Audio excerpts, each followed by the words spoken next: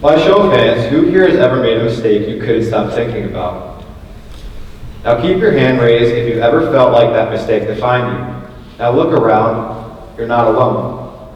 At some point in life, everyone believes the same lie, that they've gone too far. But what if being lost isn't the end of the story, but the story itself is still being written?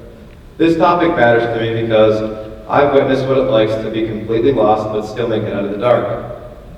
When I was young, around middle school, my dad struggled with alcohol abuse, and growing up, it felt like no matter what happened, his mistakes just kept piling up, and it affected me and my family tremendously.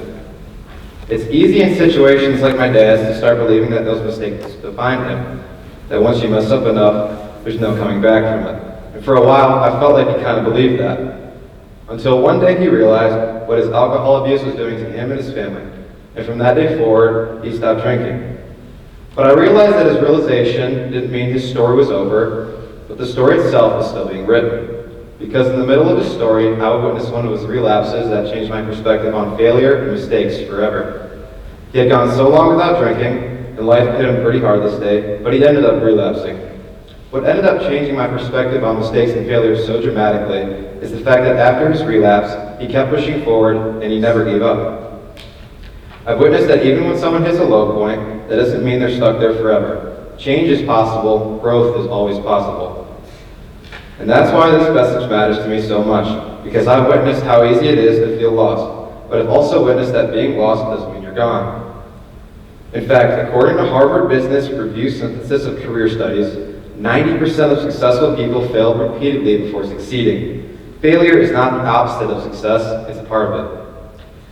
And students who make mistakes while learning retain up to 40% more information than those who don't, according to Stanford Learning Research. Mistakes actually strengthen the brain. And 75% of people who experience addiction eventually recover, according to the U.S. National Institute on Drug Abuse. Relapse is a part of the recovery, not failure. Mistakes are not the end of the story itself is still being written. No matter how many mistakes you make, no matter how deep the hole feels, you can always climb back out. Your past doesn't define you, your response does. And this isn't something I learned from watching someone else, it's something I've learned to apply in my own life. There have been many times where I failed, messed up, but I didn't let that define me, whether it's in school, track, or weightlifting. I've learned that progress doesn't come from getting everything right, it comes from my response to what happens when I get it wrong.